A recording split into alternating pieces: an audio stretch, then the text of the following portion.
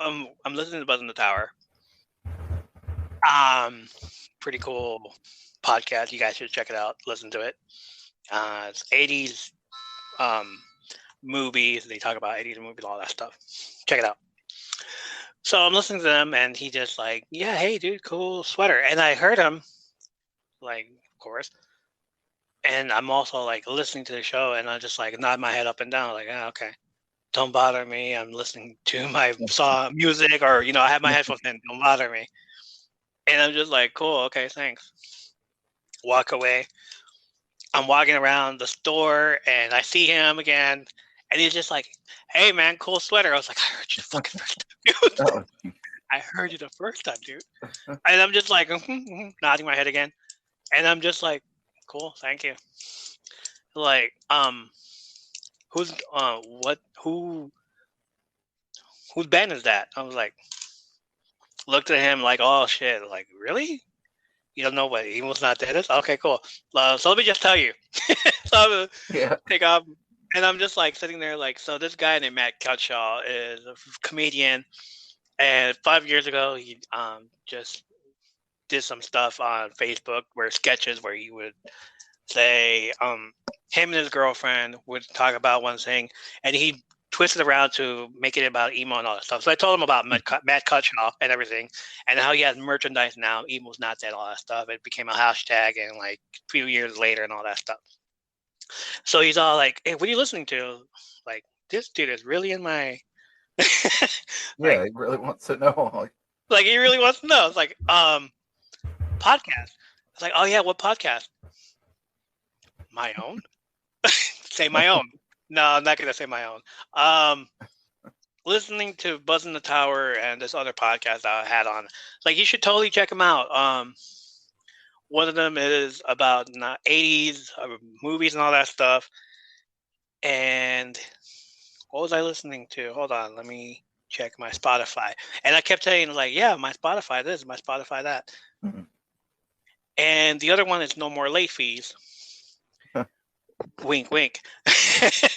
But it's called No More Late Fees, and it's about blockbuster and 90s movies and all this stuff. Mm-hmm. And yeah, they're freaking awesome podcasts. You should totally check them out. Both of them. I also have a podcast of my own. You should check that one out too. It's like, oh yeah, what's your podcast? And then it's like, it just hit me like I've never been like asked before what your podcast is about, and like in front of people.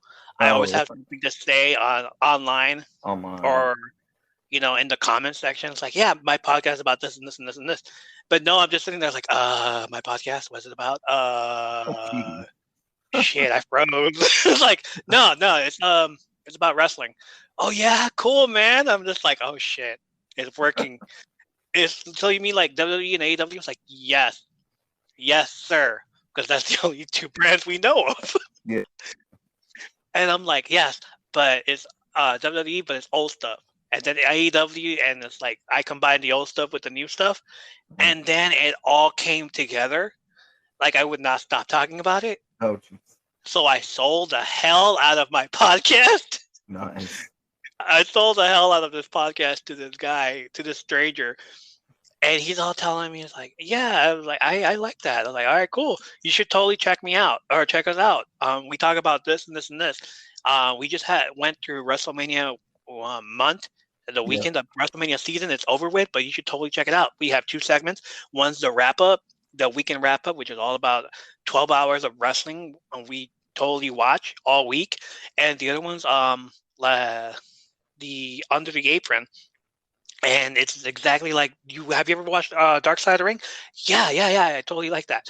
It's like exactly like Dark Side of the Ring. We just started with that one, but we're doing other episodes on it as well. It's like a deep dive, and he is sold, dude.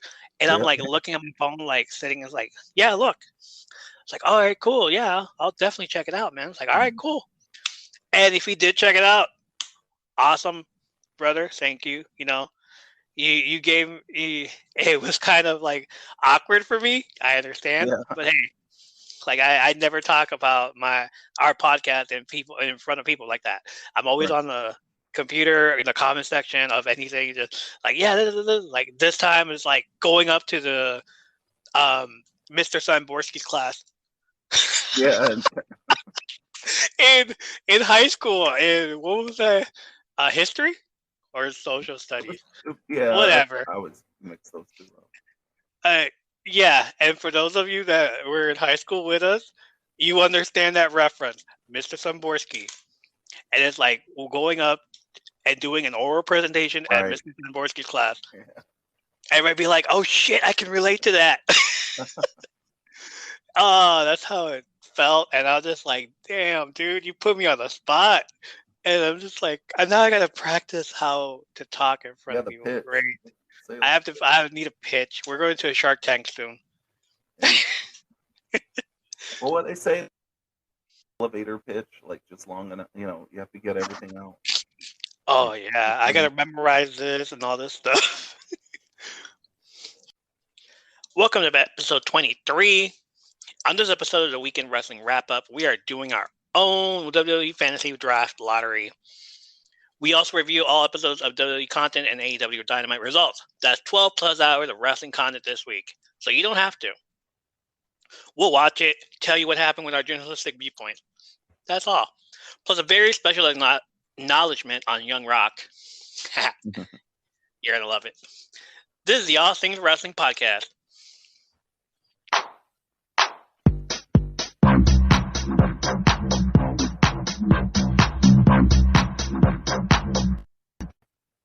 Welcome back to the show, new listeners and OGs. We are your hosts. I'm Ernie. That's Michael. Hey, what's up, everybody? And we're the realest guys in the room. Bada boom. How you doing? Hey, how you doing? It's the weekend, so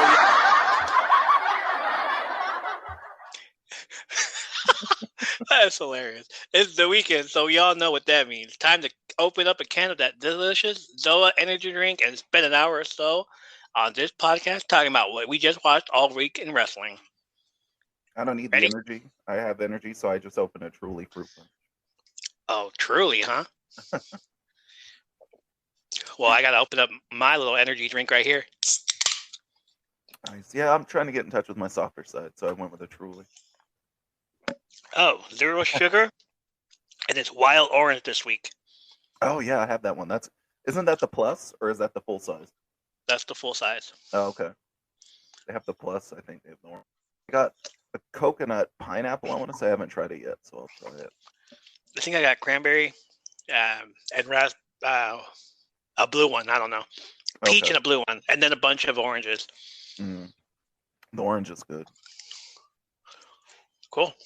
All right, but before we do the wrestling talk, we got to talk about the most electrifying entrepreneur in sports entertainment. The man who will one day, I believe, will buy the WWE and take it to where it has never gone before. Well, yeah. It's not impossible. The Rock.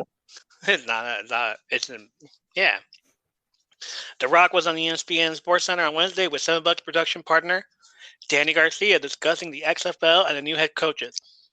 XFL returns in February 2023. And since I know none of the NFL podcasts are going to cover this, I might as well cover it myself. XFL, wrestling, goes hand in hand. I doubt they'll even care about watching the old XFL. They don't even know what the old XFL looked like. Yeah. I tried to go back and watch a little bit. I used to like this. Yeah. Exactly. All right, first on the list, Reggie Barlow will be head coach for the San Antonio team. They haven't announced mascots for the team. They just said, you're going to be here. Reggie Barlow served as head coach of Alabama State University from 2007 to 2014 and at Virginia State from 2016 to 2021. He was also a wide receiver in the NFL for 8 seasons, 5 for the Jacksonville Jaguars, 2 for the Tampa Bay Buccaneers, and 1 for the Oakland Raiders. Wow. Anthony Becht, former tight end of the NFL, drafted in the 2000 NFL Draft by the New York Jets. He also played college football at West Virginia. Was hired by ESPN as a college analyst in 2013. Also a co-host of the Football Fan Shop on the Home Shopping Network. Hey, check out the Home Shopping Network. There you go. Which team in the XFL is to be determined? That's a bunch of TBD, I guess. Yeah, I would say. say. So yeah, they got a whole year. All right, they do. Terrell Buckley, XFL Orlando. Former cornerback for the NFL, he also played baseball for the Mobile Bay Sharks in the Texas Louisiana League. He was hired as head coach for the Orlando team, formerly the Tampa Bay Vipers. Jim Haslett, former linebacker and coach of the New Orleans Saints and the NFL. Another to be determined coach. Wade Phillips has served as head coach of the Denver Broncos, Buffalo Bills, and Dallas Cowboys. What team will he be coaching in the XFL is to be determined. They just don't know. They're like, hey, I want you as a head coach. I just don't know which team yet. So we're going to put you in there. Bob Stoops, he's a coach for the XFL Dallas Renegades, coming back after the 2020 season. Oh, poor 2020 season. I forgot that even happened, actually. It kind of happened, and then it just like, COVID. Okay, let's Right, that's what happened. Yeah, okay. Yeah, because I was like, why was it so short? Yeah, COVID. I forgot about that. He played defensive back in college at the University of Iowa. He was head coach at the University of Oklahoma from 1999 to 2016, where he led the Oklahoma Sooners to a record of 191 wins and 48 losses. Good job, Mr. Duke. Jim Ross has got to be happy about that. Oh, yeah, of course. Probably the first one there, like covering it. Sooner Boomer Sooner. Oh, sorry, people from Oklahoma, for butchering that one. Yeah, I'm not going to attempt it. I'll let you do it. Hines Ward played college football at the University of Georgia and was drafted by the Pittsburgh Steelers. Oh, my goodness. I'm a Ravens fan. So. In the third round of the 98 NFL draft, was voted MVP of Super Bowl XL. Don't know what that means. 40. 40, fine. Another coach who has yet been determined on who he should be coaching. And finally, Rod Woodson, former cornerback in the NFL for 17 seasons, 10 years for the Steelers, and was a key member of the Baltimore Ravens Super Bowl 35 championship that beat the New York Giants. The first one, the Ravens one. Oh, yeah. His status as an XFL coach is to be determined. Okay, cool. They must have some money this time. Well, they must have some money. Yeah. Backing him as The Rock. $7 production. A lot of money, though. Like, these people don't come cheap. This is billion of dollars productions over here.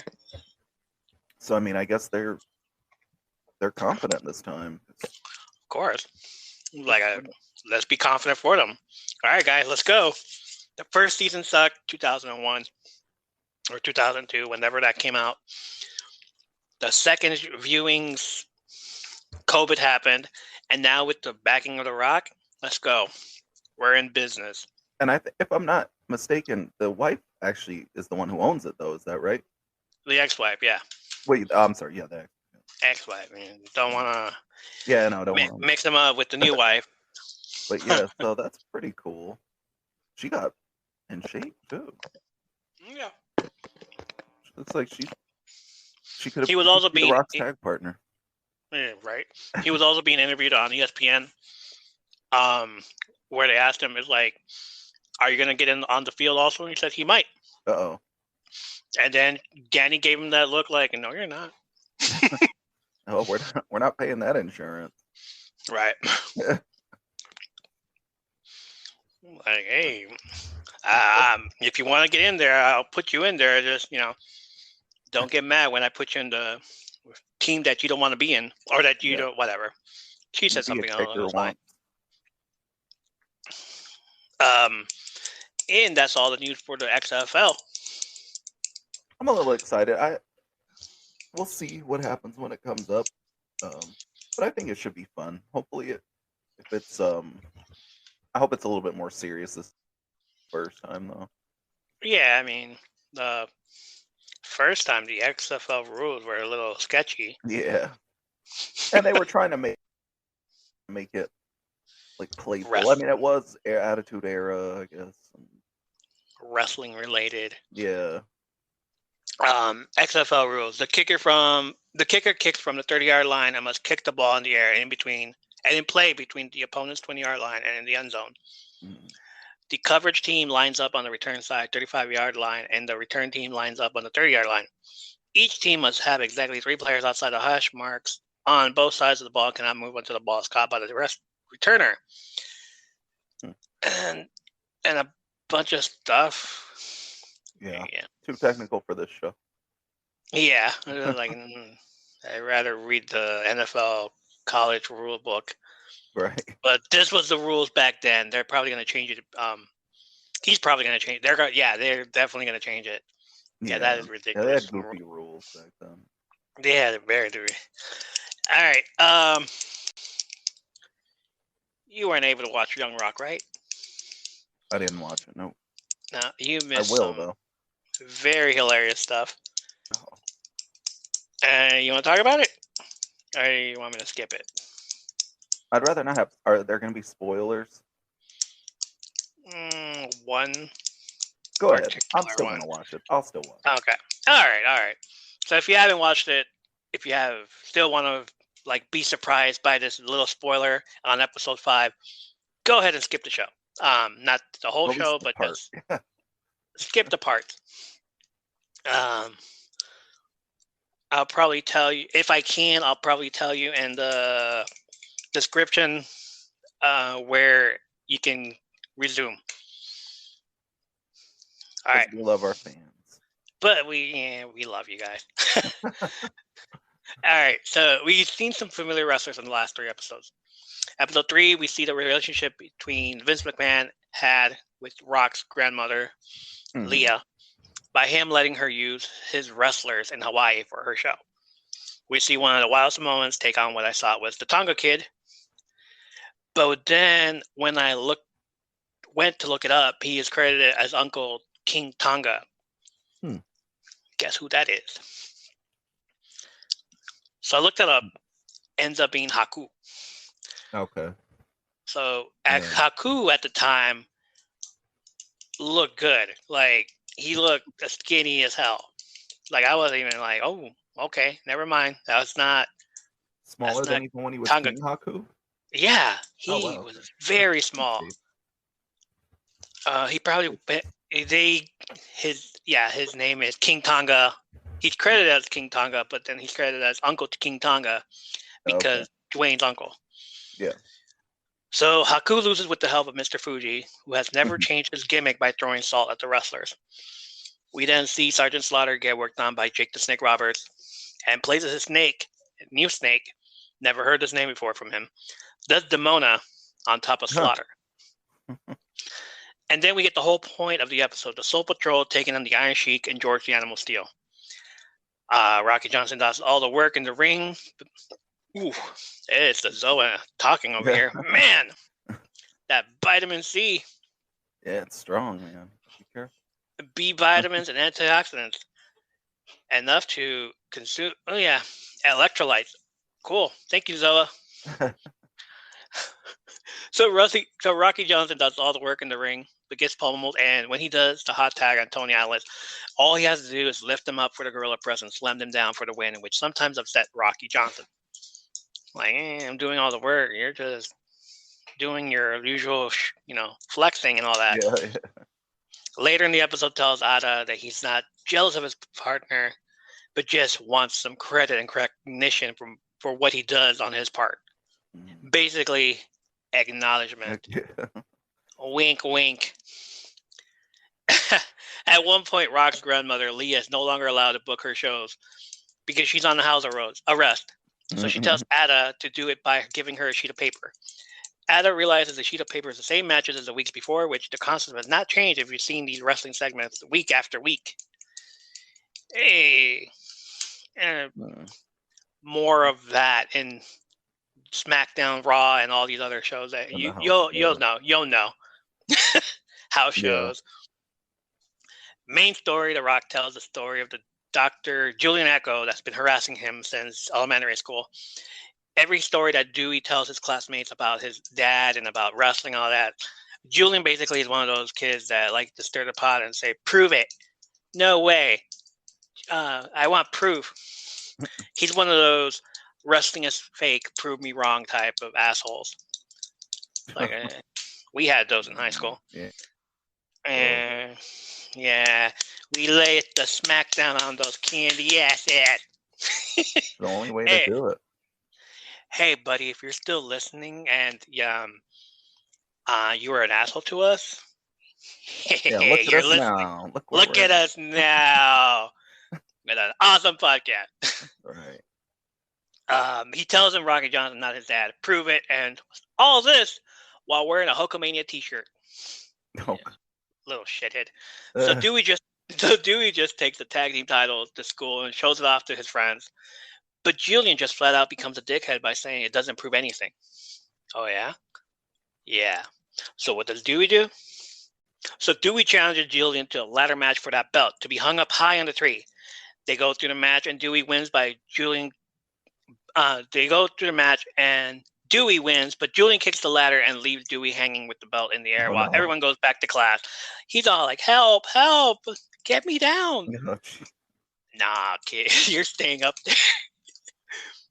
That sounds like on What was it, Christmas Story when they left the pole? Yes, pretty much. There was also a side story of Pat Patterson, who was heavily involved in episode 5. But here he tells everyone that Pat Patterson was the first openly gay wrestler, and while everyone in the 50s was making fun of him, The Rock's grandfather, High Chief Peter Maivia, went up to him to wish him good luck, hugged, and kissed his lips. He turned around and looked at the rest of the locker room, and they stopped harassing Patterson. Yeah, he's with me. Get the freaking hell back. Later on, Ada finally decides to change some things while her mom is on house arrest. So she took over the company. She was watching some soap operas and decided to change the script a bit by having Rocky and Tony Atlas share their grievances on radio. And everybody freaking out, wondering if it was a shoot or if it's a work. It's actually a work. Because as soon as they went to commercial break, Ada's all like, "You guys are doing a great job." But inside, Rocky Johnson did feel that way. Like, man, you're stealing my spotlight. Yeah. All Tony Atlas can do is laugh. And I love this laugh. Yeah. Yeah, I like watching it when he does interviews and stuff. Episode 4 takes place in 1987 in Nashville. Rocky Johnson is working for Jerry Lawler's show, Continental Wrestling Association, facing off against Jeff Jarrett. Again, these actors look exactly like the wrestlers. Yeah, they do look a lot like them. A lot of them could pass for them. Yes. The guy that played Jeff Jarrett looked exactly like him. Yeah. Even the guy that was playing Jerry Lawler, like he had his hairstyle and everything he had in 1987. Mm-hmm. Oh wow. Okay. So it was pretty hilarious seeing 80s Jerry Lawler. Yeah. Rocky tells Dwayne he is driving down to Tupelo for another match. We also saw Bam Bam Bigelow in this episode, exactly like him. Oh, nice. Even the freaking head tattoo. Oh wow. In this episode, he was known as portraying a Russian by the name Crusher Yurkov. So they really went back on this one for him. Yeah. Like, hey, man. This episode is basically Dwayne being on his own in Nashville and getting hit on by women. But he has to tell them he's really 15 years old, as well as pretend he's downtown Bruno's bodyguard because kayfabe was a lie back then. Yeah. And fans wanted to fight him in the bars, even going as far as taking the air out of his tires during shows. Yeah, they're ruthless, man. No, I wonder if they still hated Harvey Whippleman. Yeah, he was one. He was easy to hate. I could see that. Because he was good. Episode 5, we see a flashback of 1996. Dwayne having a conversation with Danny about becoming a wrestler. So he talks to his dad about getting trained, and at first Rocky said no. Atta was excited about it and told Leah, and they couldn't wait for him to be involved in the family business. Rocky asked Dwayne what he thinks he has to offer, and Dwayne took that as, "You have nothing to offer." Oh. So Rocky took Dwayne to a boxing ring to train and learn the basics of learning to fall and wrestling, of course, but more like they couldn't do any big moves at all. He just showed him the basics, learn how to fall, learn how, all that stuff. And we all know how to take a fall by now. Oh, I don't. You do. So tell us how you take a fall. Oh, well, I mean, it's definitely, you got to tuck the chin, you kick your legs out, and try to land on the top of your shoulders and slam your hands on the mat. As, ladies and gentlemen, our friend Michael here was training to be a wrestler. That is true. Twice, actually. And that, my friend, Florida.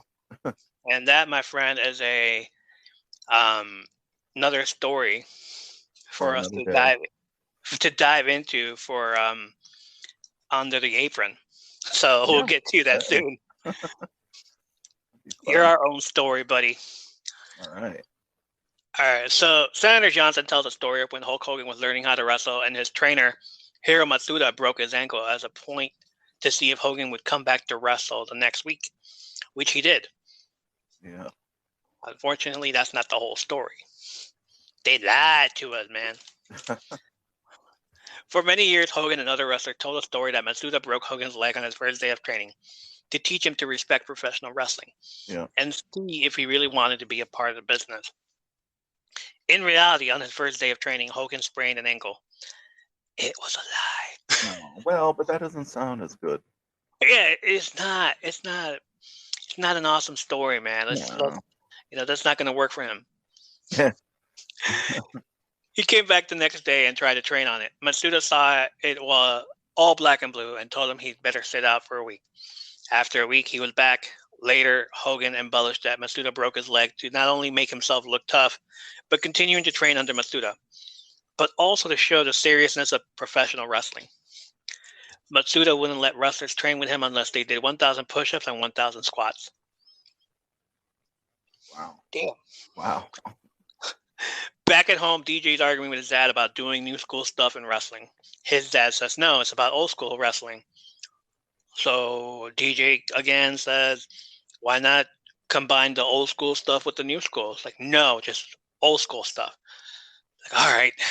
They're all this arguing while watching the 1996 Royal Rumble with Sika, Alpha, Mang, and the Iron Sheik. They get excited when Yokozuna does the family move, the Samoan drop. Also, this annoying little kid is there jumping all over people. And then he gets on top of DJ, trying to put him to sleep, and tells everyone to acknowledge him. Yeah, that'll put people in seats. Yeah,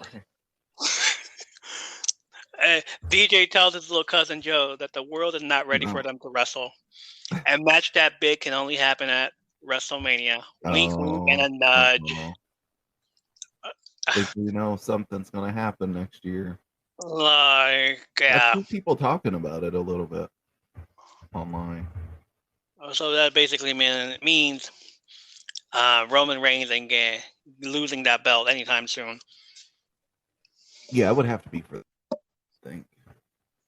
Most definitely. After training weeks with his dad, he finally calls Pat Patterson and asks him to come watch him, which he does. Patterson watches Dwayne wrestle as a face, but then tells him to switch it up and wrestle as a heel. Poker face from Patterson, who tells Dwayne to keep training. Later on, Patterson calls Dwayne and asks him, guess who's talked about you? And his punchline is always, everybody asks him who, and his punchline is always, nobody, ha ha ha ha. Like the past 5 episodes that's been happening. Like, oh, damn, dude, that's harsh. But when Dwayne said nobody, Patterson said, no, actually me to Vince. Patterson spoke to Vince about DJ and that he wants to see him wrestle. The show ends with possibility of Dwayne going to Corpus Christi, Texas to train, to wrestle, to show off what he can do. And that's all we have for Young Rock. Yeah, I'll have to watch those. I'll watch those on this coming week. Definitely gotta watch them. It's hilarious. The last episode is hilarious. The whole wink, wink, nudge, nudge. Yeah. Yeah. All right. We're gonna get to the news right now. But before we do that, let's take a break.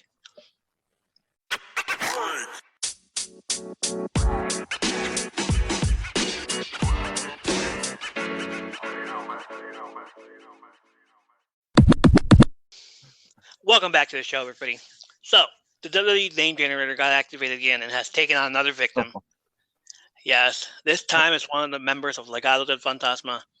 Raul Mendoza will now be going as Cruz del Toro.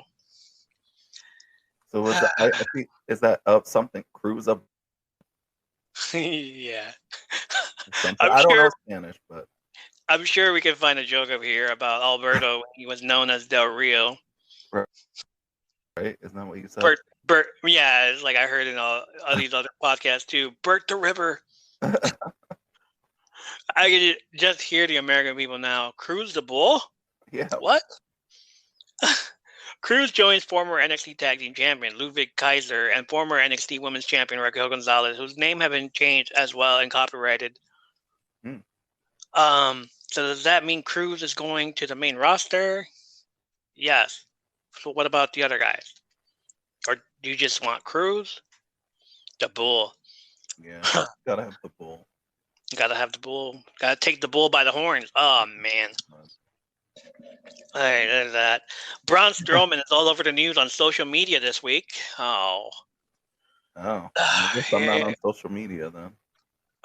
It's a long one. This one's a long one. It involves your favorite guy. Oh, I do know what it's about. Okay. It all started on Instagram. On Saturday, in the comment section under a post from an IG account, Strowman claimed that Tony Khan pays the dirt sheets, and he claimed AEW are blackballed from Control Your Narrative shows. Strowman's Instagram comment says, "Why is there no face to palm emoji? This is the same guy that pays the dirt sheets and says his wrestlers are free to do whatever, but blackballs them from CYN shows. Why? Because we're a fucking threat."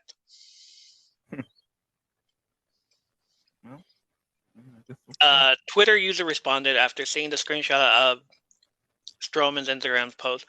I know I'm falling for the game. I just can't tell which parts are generating heat and which parts are delusional.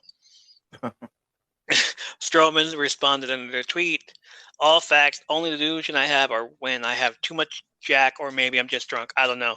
Is it time for a drink? LOL." He also punched back at the notion that Control Your Narrative promotion is considered wrestling's blacklist. Wow. He tweeted, "Blacklisted. That's why so many people want to work with us, and both our shows have tons of AEW talent backstage watching. We are the new option. You've been warned." Oh, they've been warned by Strowman.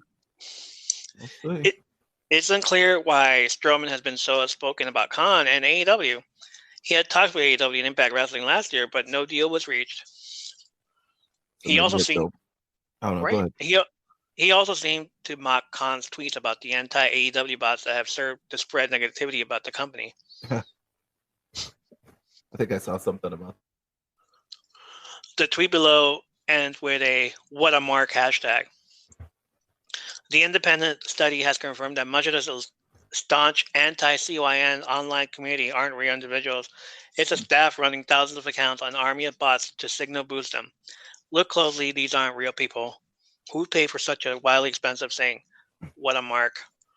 Dude, this guy needs to go on my under the apron. There you go. Yeah. Next get to the bottom of it.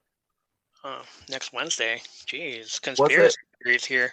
Was it Alexa Bliss that answered? Or no, it was not Alexa Bliss. It was I can't remember her name. Becky Lynch. Did you see her? No, I did not see her answer. It was funny. It was something like she basically said what he said. It's like, why are so many people anti-Becky Lynch in the arenas? This is bots. It's not real people. Who would go to such a cost for like basically what he said? Well, who wrote the original one? Who said the original quote about the? He did. What was the name again? I have a short. Braun Strowman. Like a gold. Like a goldfish. Oh man, it's funny. I'm surprised you didn't see that. Yeah, she basically just said what he said, but it was like, why is everybody anti-Becky Lynch in the arenas? Who would go to such an expense for this? Then on Tuesday, out of the blue, Buff Bagwell decides to throw his 2 cents in when he tweeted, "I just joined CYN. Wait, never mind. It was just gas." Strowman responded, "Funny, you're gonna try and show shade because what you think is the coolest thing to do. You want to look edgy? Because you wear a mark. You sure wear a mark asking to take a picture with me. You should probably worry about your narrative." Oh wow, that's what Strowman said. Yeah, he's going off, man. Like to Buff Bagwell. Oh. In a separate tweet, Strowman said, "Don't come at me or my company unless you want it back. Everyone thinks it's funny to talk crap when I roast them and then cry victim. Not a surprise on this app, though." Did you Bub's, see? Oh, go ahead. Go ahead. Bub's account responded, "Yes, I asked for a picture. I've always had a fascination with clowns." Damn. Oh, You're geez. mad. You're mad at me over a joke? Don't be so sensitive. It's only Twitter. Oh wow. Did you see where Buff Bagwell said something about the DUI, and it showed that Braun Strowman got? He was like, "Oh, I guess it's different," because I guess he got like a Yes. DUI boating under the influence. I don't know. Strowman and Bagwell have been very active on social media in recent weeks. Bagwell has been rehabbing his image online while staying at DDP's house and cleaning up his life from personal issues. Bagwell tweeted back with, "Yes, I asked for a picture. I've always had a fascination with clowns. You're mad at me over a joke. Don't be so sensitive. It's only Twitter." Buff fired back with a screenshot of a mugshot of Strowman from 2013. Yeah. The arrest report in the tweet stated that 1 month after signing a WWE contract, Strowman was arrested for operating a motor vehicle while intoxicated in North Carolina. The photo includes the text in the tweet from Buff's account, "Should I have done it on the water? Something about glass houses. I'm open about my past mistakes and tend not to bring others against them. You got offended because I made a joke about something I didn't even know you were a part of because I didn't know you." Strowman responded to Buff's tweet, and thankfully things appear to have de-escalated. "Did I get a driving ticket on a boat? Yes. The rest of that picture you posted is fake. I wasn't with WWE. Definitely didn't spend the night in jail. Paid my ticket and went on about life." Fake news there, buddy. Okay. "And I'll man up right now and admit I came at you too hard. I went for the kill and shouldn't have. I understand you didn't know I was a part of CYN, but imagine you being one of the boys taking shots at that place, giving work to other wrestlers." He has a point. "We should be sticking together to better the industry. It's toxic enough with the IWC. We got mentioned." Wow. "We shouldn't be going at each other as social. Best wishes." Where the hell is this going now? Wait, no, fight. Come on. What are you guys doing? Bagwell said, "I agree. We should be sticking together." Oh, well, there goes that fight. Yeah. "But we also need to listen to the fans." Yes, listen to us. Uh-oh. Even the ones we don't like. You don't like us? Oh. Because they pay our bills. Okay. Let's all be better. Much love, brother. Now they love each other. Well, that's good. It was short and sweet. Too sweet, if you will. Wee. Yeah, here's the quote here. She goes, "An independent study confirmed that much of the staunch anti-in-arena booers aren't real individuals. It's the staff running thousands of AI, an army of bots. Look closely. These aren't real people. Who'd pay for such thing?" Oh, that's hilarious. She took his words and everything. Yeah. Another bit of news: Jim Ross no longer wants to be a part of the dark side of the ring, or so he has said on his podcast, Grilling JR. It's mixed. I have some problem with some dark side editing. I thought it was misrepresented a time or two in the edit, he revealed. RVD and Tommy Dreamer agree with you. He said he'd still watch it, but he said he wasn't going to be involved. Of course. And RVD and Tommy Dreamer are in the same boat. Like, yeah, I'm not going to be in it. You guys painted me in the wrong light, man. Well, I don't remember exactly. Oh, I'm sorry, go ahead. Yeah, go ahead. I don't remember exactly which episode it was, but was it Tommy Dreamer that actually got in trouble for something he said on one of the episodes? Yeah, RVD and Tommy Dreamer both got in trouble. Okay, yeah. Ric Flair. It was the plane ride from hell. Yeah, the plane ride. There you go. Yep. And is both of them saying like, "Yeah, it's Ric Flair. You can do whatever you want." I'm like, no, you gotta like stop that. And they didn't do anything to help the lady. Yeah, the flight attendant. Yeah, the stewardess Yeah. didn't do anything to help her. They're just like, it's not my business. Well, you not doing anything just prove that you're a douche. Yeah. So RVD and his a cancel culture gimmick with his wife, they got released, and then Tommy Dreamer would just quietly like, you're suspended for a few weeks, and then he came back. Who, RVD? Tommy Dreamer. Tommy Dreamer? Nobody. He's still with Beulah. No, I mean, who's he signed with? Impact. Oh, he's yeah. He's a backstage producer. Oh, okay, I was gonna say he's definitely not with he hasn't been with WWE for a while. And then RVD was working for Impact with them. Okay. So it was like he was doing a whole cancel culture gimmick, but at the same time he's fucking with a porn star. He's with a porn star and all these people. So it was hilarious to see that. But then RVD got released. Tommy Dreamer got suspended for a few weeks and quietly came back. Nobody said anything. Like, I thought he was released, like, to find out, like, months later, like, oh, he's still working there? What? Okay. Jim Ross goes on to say, but I mean, I admire those guys' entrepreneurial spirit, and I think it's a good purpose. But I think sometimes they bite into the apple of the dirt. They narrow cast a little bit too much for me, but I'm still going to watch their shows. I'm not sure I'll be on any more of them simply because I had such unfortunate negative afterthoughts of it. But you never know. These guys are good guys and they mean well. But I think the edit was a little bit callous and not well thought of, quite frankly. So I hope they continue to do these shows. And if they do, I'll continue to watch and we'll see.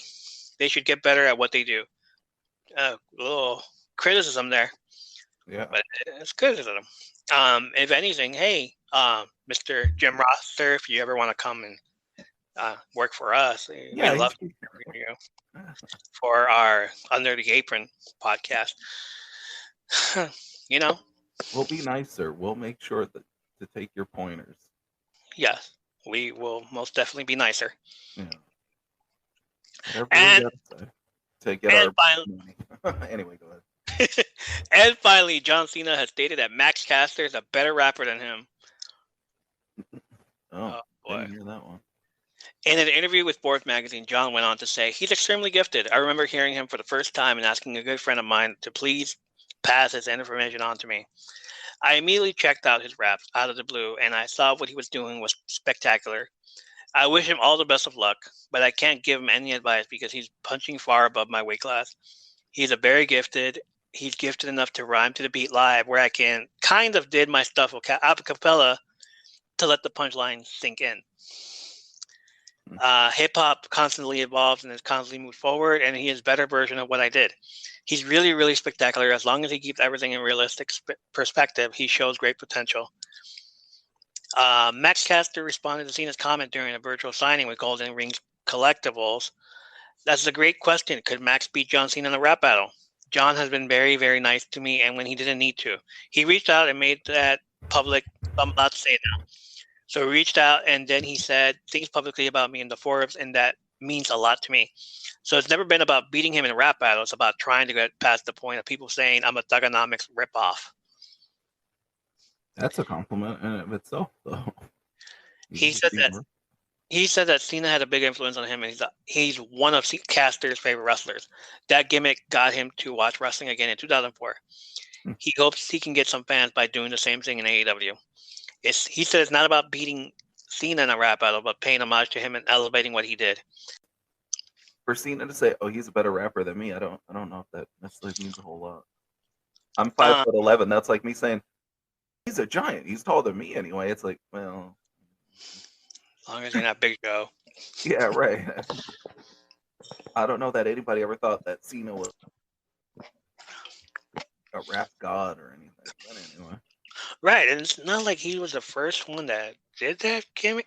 ICP. Man on why? ICP, Men on a Mission. Whoa, I mean, it was after them, but what was it? Was it 3 Live Crew or what were they? 3 Live Crew, yes, with R-Truth, Yeah. Cake, Quick. and even Jesse James, Road Dogg. Yeah. Oh, He was God, doing yeah. it's me, it's the DOWG, all that stuff. Oh, that's He was true. rapping. Yeah. I think there was also Rocco Rock and the other guy. What was his name? Oh, dang it! You're talking about, and they were in ECW before, right? Yeah. You're talking about the. Man, I forgot what they were called as a tag team. Yeah, I know who you're talking about. Public Enemy with Public Johnny. Enemy. There you go. Johnny Grunge. Yeah. Yeah, didn't they rap to the ring? I think they did. I think they did. What about the Nation? The original Nation, Domination. I don't think so. Jay. They had speeches, but I don't know. That was definitely necessarily a rap. They were kind of. You're talking about when JC Ice. Farouk was still in charge. JC Ice and Wolfie D. PG-13. They rapped. Okay. Oh yeah. All right. So yeah. What about them? They in 1993 they did that. Yeah, that was way. It's not like John Cena was the first one that did it. He just was the first one that was a face that did it. Yeah. While everybody else like started out. Well, no, he started out as a heel and did it. With the ruthless aggression and all. And then he continued on, but it's not like he was the original one. There were so many before him. There was PG-13 in 1993. There was. I'm gonna have to do like a little saying of wrestlers that rap to the ring and see who came out before PG-13. Like I doubt anybody did it before 1993, but we'll see. Probably not before then. All right, and that's the lovely news we have. We're going to take a short break and get right to Monday Night Raw results.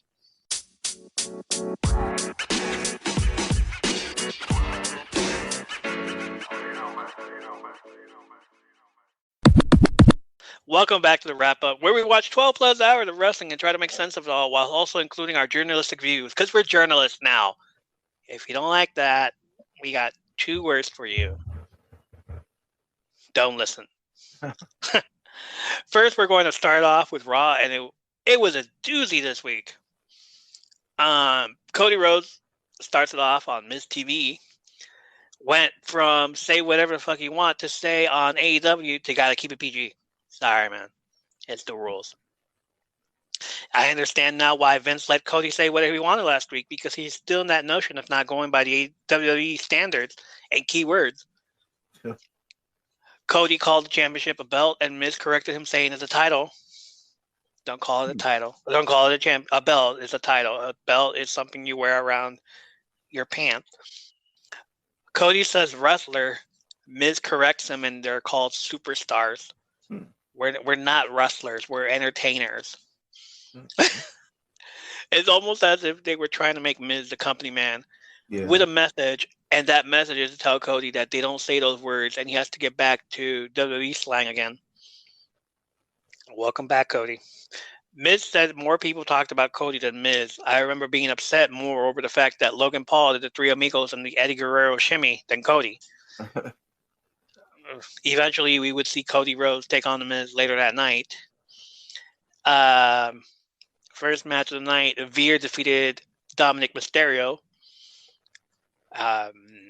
Nothing to report here. No. Dom once again loses. Ray wasn't around. Veer attacks Dominic after the match, gets taken out of the stretcher. Again, who did this kid piss off to get this treatment?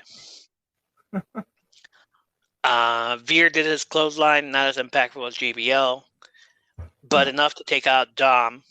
But then again, anything can take out Dominic. It was funny seeing Daivari trying to help Dominic and have Veer release the hold and then gets pushed to the side. Like, don't you know that little guy's on your side too? 2 commercial breaks to get to this match. After the first one, AJ Styles seen walk into the arena and gets asked what his mindset was. AJ is talking about it, but he spots his opponent, Damian Priest, and sneak attacks him. They get broken up to be saved for the match after the break. And another break. They do their entrances and begin to fight, even taking it out to the outside for a dives and flight. Commercial break. Yeah, gotta have those. So it's basically been like 30 to 40 minutes by now. Another commercial break, and when we get back, AJ Styles is bleeding from his forehead, which was caused by Priest sending Styles face first into the second turnbuckle. So the padded turnbuckle caused this. Yeah, caused him to get cut. Yeah, padded turnbuckle. Ridiculous. Not gonna lie, Priest actually looks better as a heel when he was on NXT than he did as a face, teaming up with Bad Bunny. Oh. After AJ Styles hits Priest with a Pele kick, AJ tries to go for the phenomenal elbow, but Priest counters and kicks AJ to the outside. To which an awkward moment happens when Priest goes to the middle of the ring and takes a knee. The lights dim down and the blue light hits the center of the ring again, and another commercial break. Great. Back from commercial break and nothing happens. There's no resolution to the match. Backstage segment with AJ Styles, who looks like he got scratched in the face, real bad on his forehead and below his eye. They just don't tell us anything. Just like, nope. Like, let's just turn off the light and AJ, go to the backstage area. He's already hurt and stuff. No, Vince definitely had blood, so. Yeah, there was blood. There was probably the padded turnbuckle scratched him or something. Cody Rhodes defeated The Miz. Seth Rollins comes out to sit at ringside. No commentator headset, just wants to watch his matchup up close. Cody Rhodes comes out to cheers. He hands his gold gym belt to a kid with a perfect American Nightmare sign that looked like it was planted. Bro, that's not the white belt. He wasn't a plant. Oh, he wasn't? Oh. No. Freaking, I saw it online later on YouTube, I guess. Somebody posted it. Yeah. This kid, he did his promo earlier, and then he walks out, and he's doing autograph, and then this kid's all like, can we have your belt later? Yeah, when he was wearing the suit. Yeah, and he's all like, yeah, sure, I'll be right back. Yeah, he was like, I'll be back out later. Yeah, you guys can get the gold gym belt at any gym place, you know. Cody Rhodes, though. Who the hell is Cody Rhodes? Like, really? It's like the Hulk Hogan gym belt. It's like the Hulk Hogan gym belt. Come on, it's not worth anything. I don't know. I think it would be kind of cool, even now at my age. You have an echo. What? Oh, geez, yeah. I tried to turn up the volume and. And the echo is gone. Yeah, he's not. Like, why would you want a gold gym belt from him? Like, nothing against him, just like, eh. All right. I think. Sure, I guess. The cheers were probably dubbed in also. I don't like the guy, obviously. No, I don't care for him either, really. Was it just me, or was Miz trying to be a little technical here? He seemed like he was being a jerk. He always like looks he like doesn't like him either. No, but like not jerk, but like real jerk. Oh. Yeah, sure. Like maybe he was trying to shoot on him. Like maybe he's afraid he's gonna take some of his thunder. That should have happened with Logan then. Oh, yeah. Miz was using moves I'd never seen him use before, raking the eyes, holding onto Cody's nose, working the leg, so he used the figure 4 on him. He never does that. He never works the leg. No. Then Cody did what his father would have done when Ric Flair did the figure 4 on him as well, and that was to reverse it. Mm-hmm. Meanwhile, Seth Rollins was just watching this match and remembering what he had said last week that Raw was obnoxiously 3 hours too long and should go back to 2 hours. After the match, Rollins went to the ring to confront Cody for that rematch. Backstage segment with the debut of Tommaso Ciampa. being introduced to Elias' younger brother, Ezekiel. Kevin Owens continues to call him a liar and tells Ciampa not to believe him. That's Elias. Hey, it's actually Ezekiel. I've seen a picture of both of them. I saw that too. Yeah, I mean, come on, that not nowadays anyway. You can't fake that. There's no way that could be Photoshop. They had their hands on each other's shoulder, and it was on Instagram. The picture that I saw. And everything on Instagram. Everything on the internet is real. Come on, who are we kidding? So welcome to WWE, Ezekiel. We're glad to have you. Tell Elias we said hi. He's actually bigger than his brother. You could tell he works out more. Yeah, he looks more like I've never seen him. Like Elias has that pack, but Ezekiel has the whole full package six-pack, like Lex Luger type. He's more believable as a wrestler too. Yeah, Elias was just like this alternative rocker guy with a guitar. Like, yeah. Okay. Ezekiel, yeah, can't wait for him to go some places. Can't wait for him to become a champion. Yeah, he'll be 10, 15 years from now, like we'll remember him as the Rock of he'll be the Austin of his era, basically. There you go. Naomi defeated Liv Morgan. Match lasted a few minutes. Liv went high risk and tried to hit Naomi with the same devastating move she did on Sasha Banks on Friday, but Naomi was ready. Instead, they do a series of moves, and Naomi comes out on top this time when she did her own version of the devastating move in all of wrestling with a hook of the leg as well. A small package wins, as always. It was a cool exchange when they were exchanging pins. Yeah, chain wrestling and all that, sure. We see a recap of the betrayal from MVP to Bobby Lashley and siding with Omos. After that recap, Lashley music hits and makes his way to the ring. And then commercial break. Jeez. Come back from the break. It's really awkward to just stand there in the middle of the ring while commercials are running and you're just looking at the crowd. Like, everybody's watching you. Come back from the break. The VIP lounge has been set up. And we get back to Lashley already talking. Like, why couldn't you just throw away everything since you're going to do it anyways? Yeah, right. It's like, no, don't put that in here. Get it out of here. Lashley telling everybody how he feels and saying Omos was the wrong way. Almost. So it's Omos. Like, nah. I don't even care how he says it. It's just, he's horrible.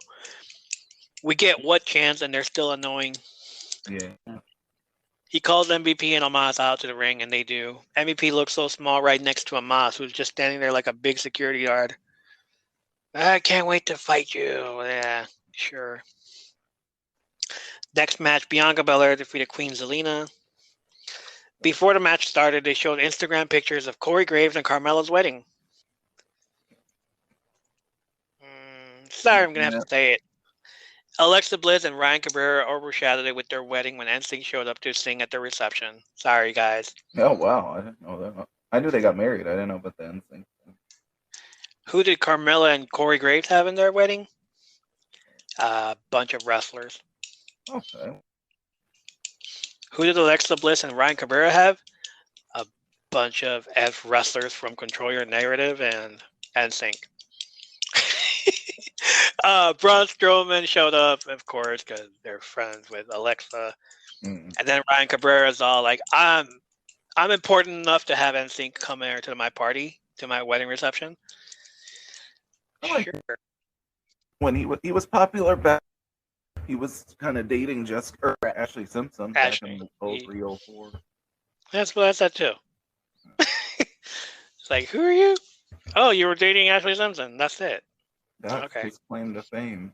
So, and when I saw she got married, I was like, wait a minute, Ryan Cabrera. Where is dude from the 2004? Really? Yeah. That's different. Back to the match, Bianca takes care of Queen Zelina in a short match as well. This felt like if the Ultimate Warrior ever faced X-Pac. I mean... Ooh, that would... Oh. Bianca was big, and Queen Zelina is like a short little tiny thing, and enhancement night for Bianca. Sorry, Zelina. Sonya Deville walks out with the contract and tells Bianca who her next opponent is going to be. Sonya attacks Bianca from behind and tells her she's the next opponent. Yay. It's great. Excited. No. Very excited. RK Bro defeated Alpha Academy. Chad Gable's awesome on the mic, and Otis is a damn tree trunk. Okay. Always going to say it. If Alpha Academy wins, they will get a shot at the tag team titles. If they lose, they can't challenge for the tag titles again until RK Bro loses them. So we all know where this is going.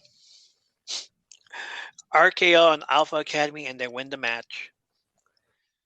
After the match, the Usos arrive in their Escalade with the SmackDown tag team belts. They're looking for RK Bro. Impromptu match, the Usos defeated the Street Profits. Randy Orton and Matt Riddle sat at ringside without commentator headsets because they didn't have enough. So they just sat there watching the match. And the Usos defeated the Street Profits, and then they got back in the ring, and they're like staring at each other. Great. Over on NXT, open up the show with an incredible match between Solo Sikoa and Cameron Grimes for the NXT North American Championship. Both of them doing all they can to get the victory. Incredible moves from both of them. Yeah. At one point, yeah, I mean, it's freaking awesome. An awesome show, match to open up the show. Yeah. At one point, Solo landed on his head when Grimes hit a Hurricanrana, followed by a delayed German suplex. He also tells Solo that his bloodline can kiss his grit. Yeah. Solo. Yeah. I would say the part I liked was when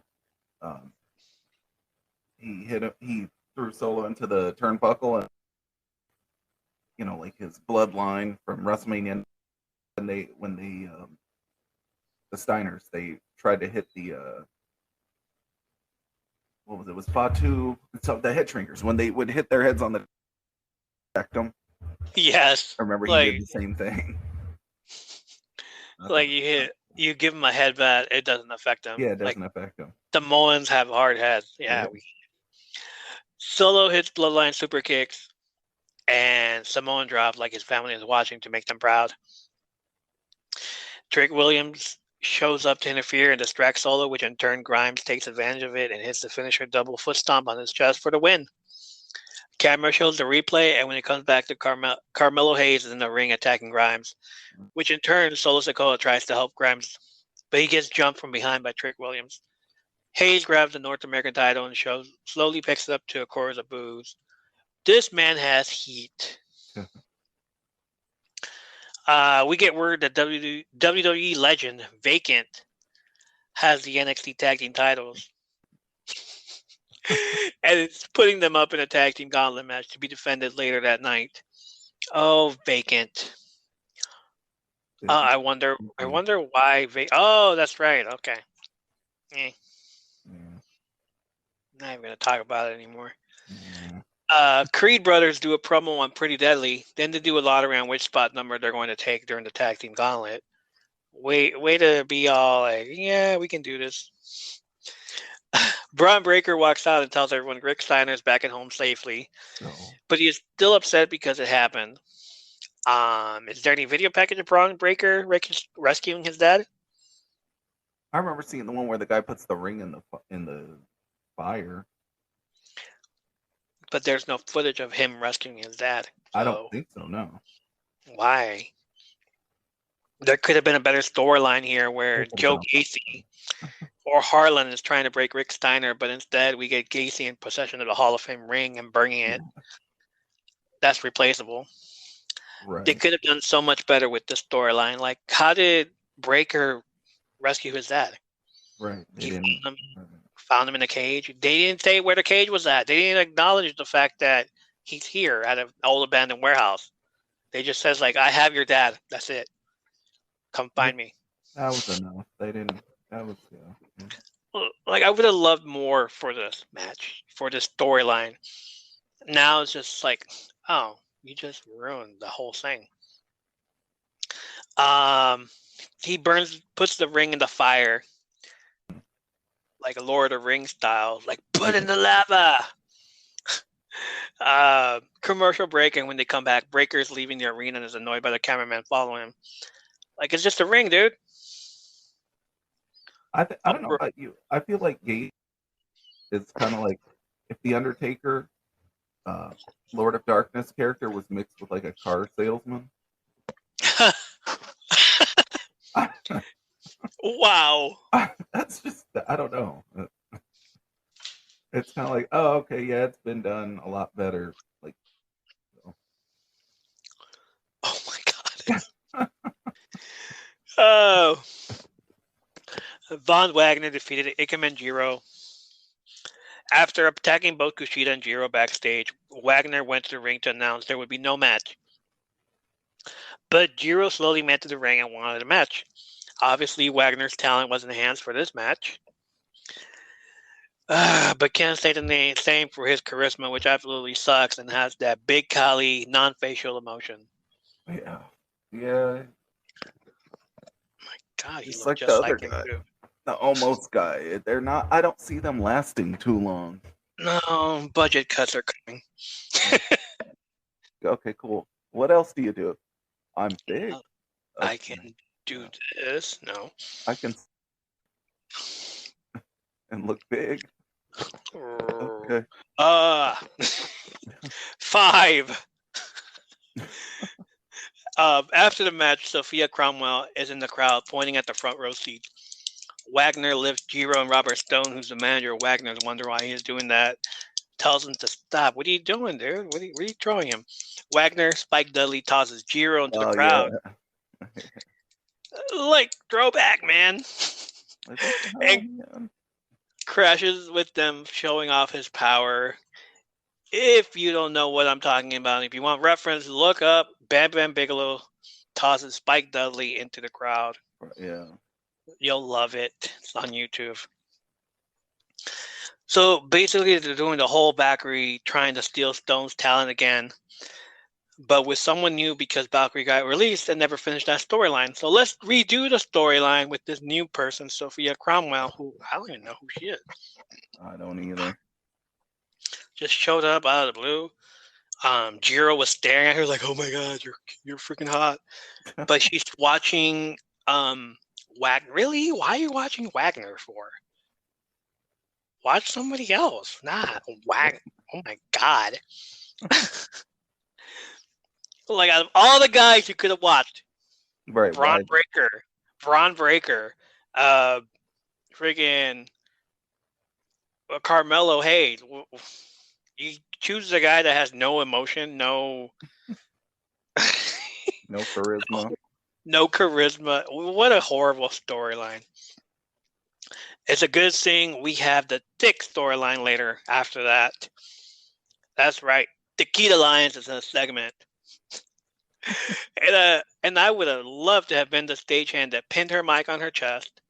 Oh, wow. Jeez. I'm going to get canceled after this. Anyway, Miss Dickey got booted in the face by the Amazonian Lash legend, which knocked her back from her chair.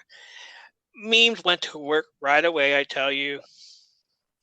It's like she legit took that kick to the face, and it looked real that she just got tossed to the back. Yeah. Like, hey everybody, this is Lash Legend, and this is Jackass. Yeah, I hope they had something back there, because a mattress or something. Mattress or padded mattress. That looked freaking horrible. After the break, we see Pretty Deadly grabbing the balls for the lottery number of the gauntlet match. There's no way to write that one. Well, they could have had their manager say, "Let me holler at you, players." Oh my God. Or no, wrong. Oh no, never mind. I was confused. Millions of dollars. I was confused. I was going to say they remind me of Billy and Chuck, but they're British. Oh yeah. They're British. Hold on. Let me finish. So maybe not them at all, but the British invasion back in the 70s when Led Zeppelin exploded. Right. And would wear those silk tops and tight jeans. They act like the Yeah, alphabet. They act like the alphabet mafia, but they're not anywhere near it. Their gimmick is that they're flamboyant era of British rock music. okay, yeah. Yeah, I'd see it like when they wearing their half Those tops half tops. Oh, and with their long hair. So it's like basically back then, like they would wear freaking jeans with no underwear, and they're just like, yeah. "Hey, the Battle of the Bulge, guys! Remember us?" Mhm. Led Zeppelin. What else? Who was it? Ziggy Stardust, all those guys. Yeah, all of them. So it basically felt like watching them do that. It's like, Mhm. hey, I understand that reference. Cool. It's not Billy and Chuck. It's the No, 70s rock explosion. Um, Mandy Rose defeated Dakota Kai for the NXT Women's Championship. Of course. Toxic Attraction had no business getting beat at Stand and Deliver, and it only proved it right here that Raquel Gonzalez was the difference maker in that tag team match. And the only reason Mandy has that championship is due to Dakota Kai. When Dakota Kai just freaking betrayed Gonzalez. yeah. Rodriguez, Gonzalez, whatever. You know who I mean. After the match, Wendy Chu came out with a super soaker and got Toxic Attraction wet. Yeah. Yeah, with Super Soakers. Yeah, with the super soaker. Sorry. Toxic Attraction looked disgusted by the water, so it made it seem like it was more than just water. Yeah. Cue DX theme song. Break it down. I remember when they did that stuff. With the with all the crazy. Joe Gacy segment where he states Braun Breaker is too easy to manipulate and emotional. Yes, he is. We might be getting a new Bray Wyatt if they continue to push Gacy like this. Right. Yeah, that too. Or like you said, Ministry of Darkness meets car salesman. Yeah. That should be a gimmick right there. Yeah, if Would you don't buy the car, put a curse you on don't buy the put Danhausen. Oh crap. He takes out the Hall of Fame ring from the fire and places the scorching hot ring on his finger. Yeah, sure. Okay. Back from break, Tony D'Angelo went from saying who the hell was Santos Escobar last week to this week giving Escobar a peace offering inside an envelope, if you will. To which Escobar puts it back in Tony's side pocket and in Spanish tells him, the respect of the family is what we want. He smiles and walks away with Legado del Fantasma. I'm like, yeah, the respect of the family. Yeah. Nah, it's like, I'm gonna buy you off, buddy. Here's some money. Go to the main roster. Yeah, right. Let me deal with NXT. You know what I'm saying, capiche? Oh, I can't wait for other FBI members to show up. Yeah, they'll do it eventually, I'm sure. Yeah. Cora Jade makes her way to the ring, tells the crowd she came close to win the championship at Stand Deliver, and doesn't want to give up on her dream. She talks about her dream of becoming just like those she idolized. AJ Lee, Sasha Banks, Charlotte, Bayley, Natalya, Becky Lynch. I love how she puts AJ Lee in this first. And then everybody else, wrestlers. Yeah. I'm sorry. AJ Lee can wrestle. I'm just saying, like, the little girl goes first, and then the next generation of, NXT wrestlers after, who just like, we've never seen AJ Lee face the same caliber matches as Sasha Banks versus Charlotte, Sasha Banks versus Bayley, or Charlotte versus Becky Lynch. Mm-hmm. Like she was the launch of Give Divas a Chance because she was always in these Right. short 5-minute matches, whereas Charlotte versus Sasha Banks or Charlotte versus Becky Lynch was like an Iron Woman match, 30 minutes, and like I would have loved to have seen AJ Lee face them in those type of matches. Yeah. Cue the Queen of Hearts music, or as she likes to call herself, the Boat. Best of all time, not the GOAT. I see. Okay, I thought I. Okay. Yeah, she's not gonna call herself the greatest. Like, call herself the best because Best there Right, is, best there definitely. was, best there will be. Like if you understand the reference to her uncle. Yeah. Natalia makes her way to the ring, and the crowd chants "Holy shit!" and welcome back to her. Kids are in the audience, people. Yeah. Watch it with those chants. Nice. Nettie starts tearing up, but it's also a ruse. Cora Jade freaks out that Natty being in the same ring with her. Natty tells Cora that she's the future of NXT women's division, but the future looks bleak. Slaps her across the face and gets her in the sharpshooter. Before that, she was telling her that there was a match that Natty was in, and it was at the Hammond Civic Center. She freaking name dropped that in Hammond, Indiana. And I looked up from typing this, and I'm like, what? Did you just say Hammond? Oh, wow. Look at you. You're name dropping stuff. All right. So she says that. It's like, yeah, I was the one pointing at you, and you pointed back, and you acknowledged me. There goes that word again. And you acknowledged me and everything. And then after this whole night, I guess, there was a picture online of young Cora Jade meeting Natalia Neidhart No, wow. on Instagram, and I'm like, oh shit, it is true. Like they're doing real stuff. All right.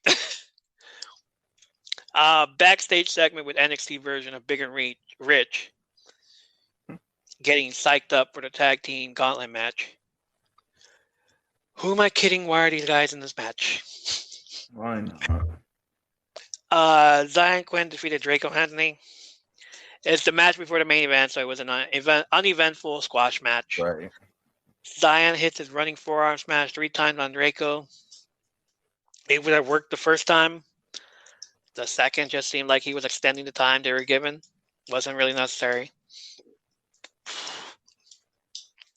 Backstage segment with Natalia showing up in the women's locker room, who all look at her in awe.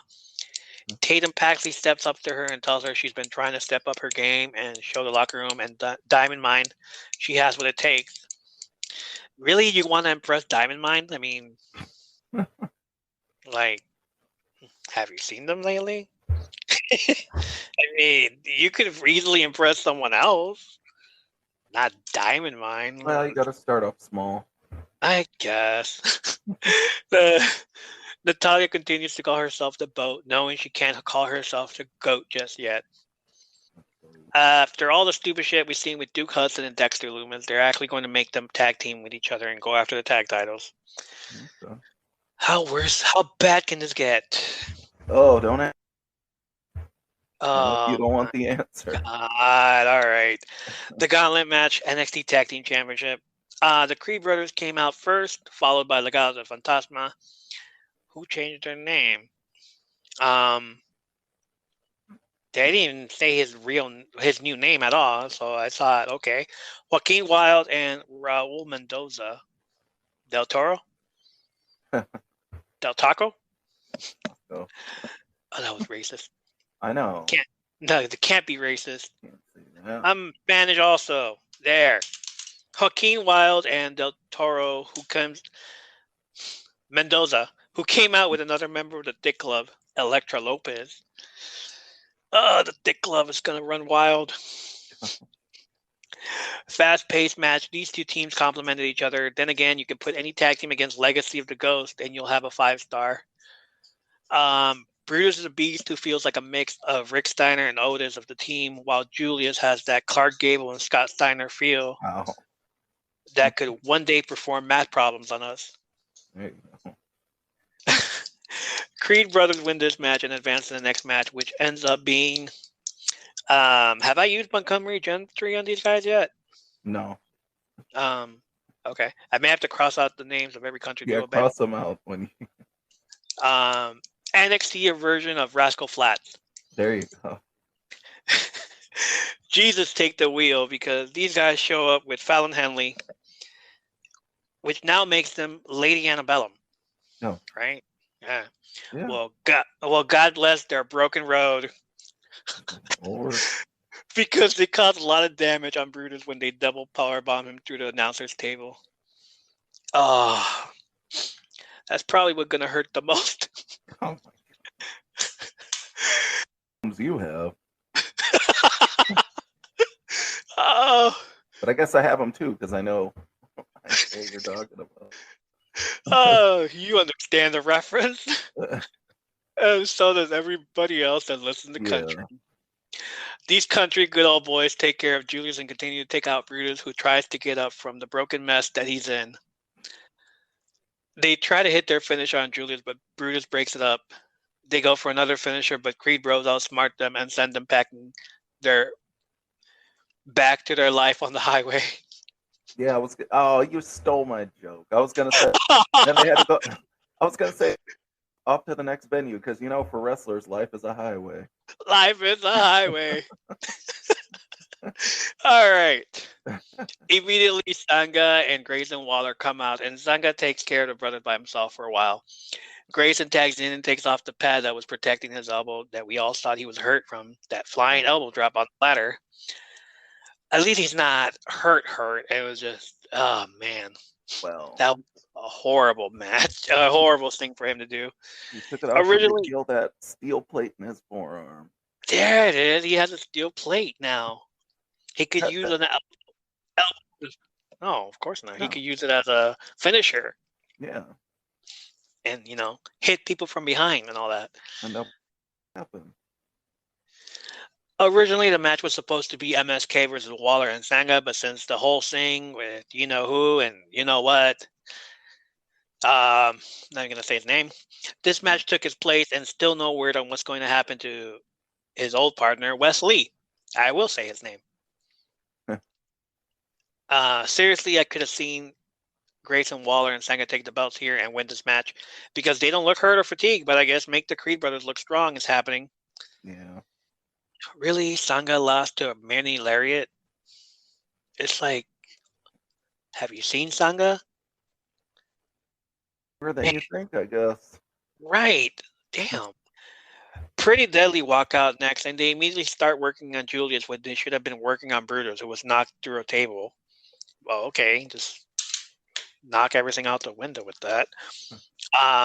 Common sense, guys. But instead, they want to work on Jules. No form of attack on PD whatsoever. It's just keep working on Jules until he gives up. He makes it to his corner, and the hot tag on his brother Brutus, who's exhausted from being attacked for at least 30 minutes. What are you going to do when a freaking Iron Man match happens, dude? Yeah, right. Pretty Deadly hit their finisher on Brutus and win the match in the tag team titles. The crowd is heated. I am heated as well. Man, they've been hyping up the Creed brothers since 2.0 started, and they didn't give them that chance. I mean, I get now that they're going for the chase until the next pay-per-view, but there was an opportunity for them to hold them, right? Yeah, well, be more hyped when it happens, I guess. Malcolm Bivens, the Diamond Mines manager, looks on at his boys, knowing that he's managing a bunch of enhancement talent now. Well, Ivy Nile is still undefeated, so there's that. And who's the other guy? Who was the other guy? Who's the other guy? Oh. What? Who? He's still around? He's that guy. Roderick Strong still around? He's still employed? I don't think so. I haven't. Not that I've seen. Maybe he's a producer. Oh. No, there's no, I'm just kidding. Budget cuts is coming, so Yeah.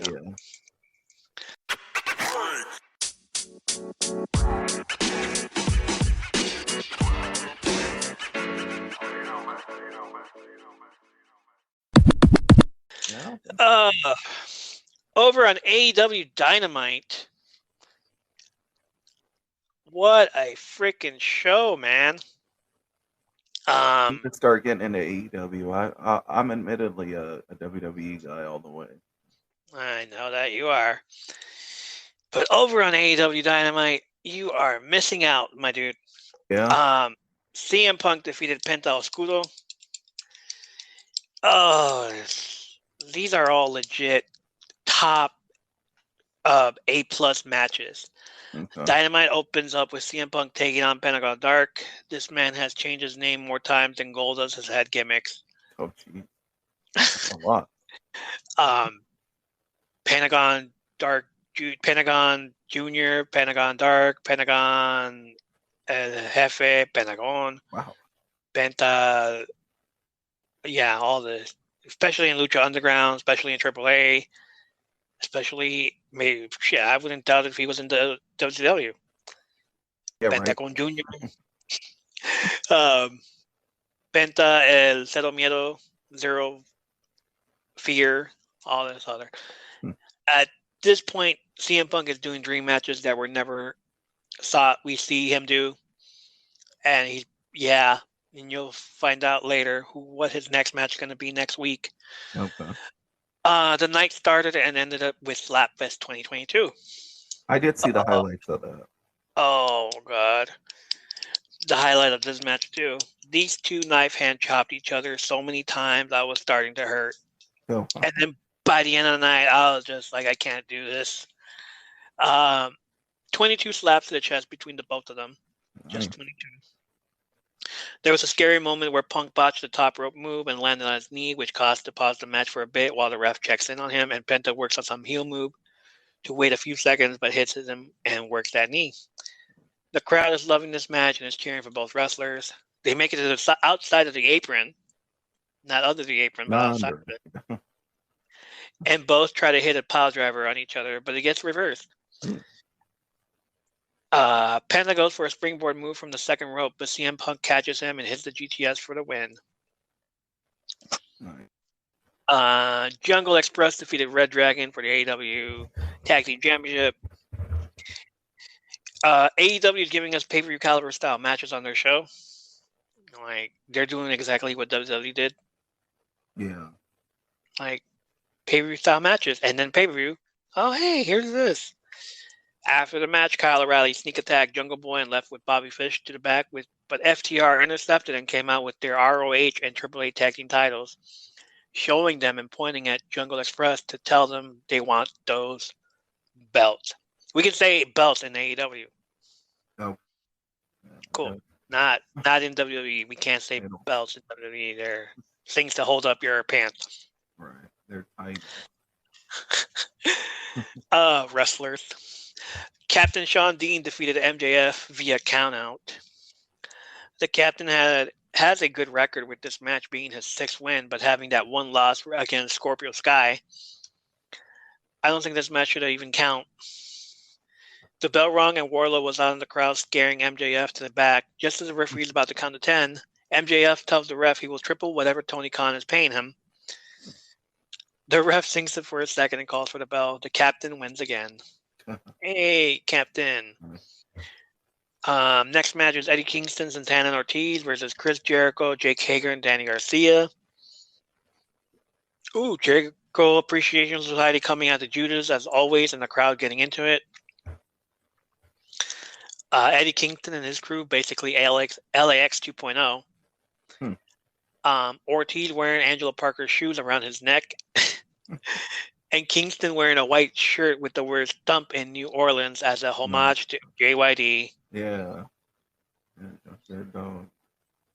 Immediately after the match gets chaotic while Santana is fighting Jericho in the ring and the other two teams fighting each other outside the ring. In the end, Danny Garcia distracts the referee while Jericho hits Eddie with a baseball bat. Garcia pings Kingston for the win. The rest of the Jericho Appreciation Society come out of the ring and help beat up the rest of LAX. Can we get like 2 more people to team with these guys? Yeah, why not? Make it a even field or just right. No. And just have Jericho Appreciation Society just beat up a bunch of 3 people. You're outnumbered. Backstage, MJF claims that Wardlow still works for him, so therefore he can put him in matches. So who does he have Wardlow get slaughtered by? The Butcher. No, not the Butcher. Not the Butcher. Not Butch, but the Butcher. Butcher. Marina Shafir defeated Sky Blue. Jade Cargill's backstage rolling her eyes at this mess in the ring. While the baddie section, who are now joined this week by Red Velvet and Kara Hogan from Impact Wrestling, are in attendance in the front row watching Shafir and heckling her. I'm glad she's winning matches here in AEW. You know, somebody has to pay the bills. You know. No. Her husband, on the other hand, is doing a great job enhancing talent on NXT. So, you know. It's an important job. How much does that pay, being enhancement talent, other than... Maybe I shouldn't say that. Yeah. Good, more than me, I guess.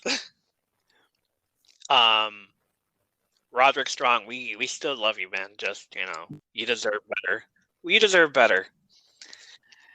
Go to AEW. Ricky Starks and Powerhouse Hobbs defeated Swerve Strickland and Keith Lee. Just, okay, way to not wait to a pay-per-view for this match. Taz decided he wanted to get involved when Keith Lee was about to power tackle Hobbs into the outside, but Taz tripped Keith Lee, which Hobbs did a massive spinebuster for the win. It was freaking amazing. Samoa Joe defeated Minoru Suzuki for the ROH TV Championship in the main event. Ooh. This is the ending of Slapfest 2022. Yeah, I saw that. The slappiest of slaps that would have made Gunter jealous for not doing this many slaps in his matches against Dragunov. 80 slaps between each other in the first 5 minutes of the match. Wow. Alternating with 40 elbows to the face, and most of them came from Samoa Joe, who decided to do a fast chop run. 12 slaps during the break. Suzuki about to hit a pile driver on Joe, but he pushes him off and yells, "One more time!" Slaps Joe, and they do it again for 13 more times. Suzuki tries for the pile driver again, but can't get Joe up. Instead, Joe sets up Suzuki for the Muscle Buster and wins the match in the ROH TV Championship. Oh, man. And that's where the match ended. That's where the show ended for everybody else. For everybody. Like they said, no, I don't want to see this. After the match, Sanjay Dutt and Jay Lethal, who have been watching this match from the crowd, distract Samoa Joe and tell him they have a surprise for him. The lights go out, and 7 foot and 3 inches of former NBA star Satnam Singh stood behind Samoa Joe and attacked him, aligning himself with Dutt and Lethal. Had to rewind and watch this match again because that was a horrible ending. I just needed to watch the match and then leave, delete it. People on Twitter say that show ended for them before the lights went out. At the end of the match, there were 105 slaps and 40 elbows to the face between each other. Oh, wow. Jeez. That's a lot of slaps, man. Yeah, I just saw the highlights. I didn't see all that. So I finished my Zoa energy drink. I feel like a healthy warrior now. Yeah, I finished my Truly. I feel like a classy stay-at-home mom now.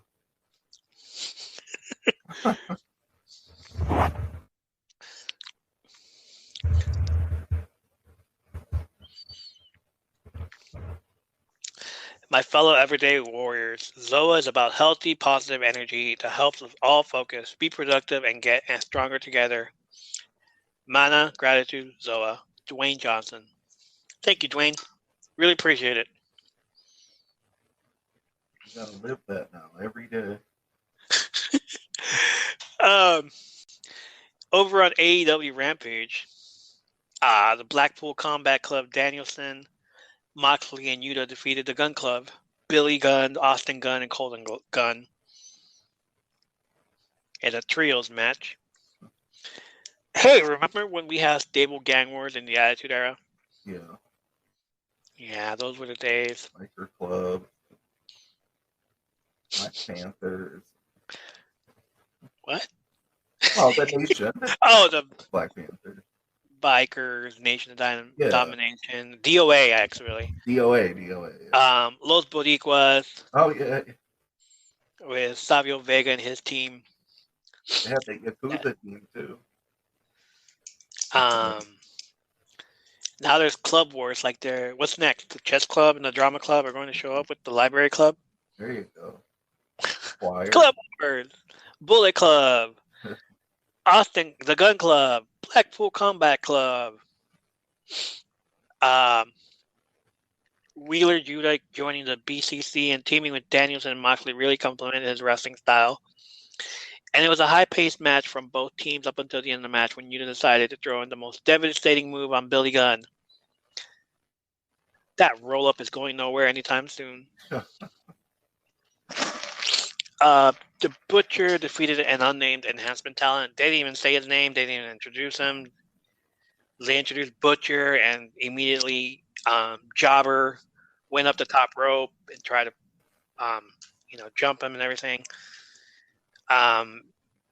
Who was Ricky Starks and Taz are just like on commentating. Look at this idiot. That was it. It was just like a short match, a squash.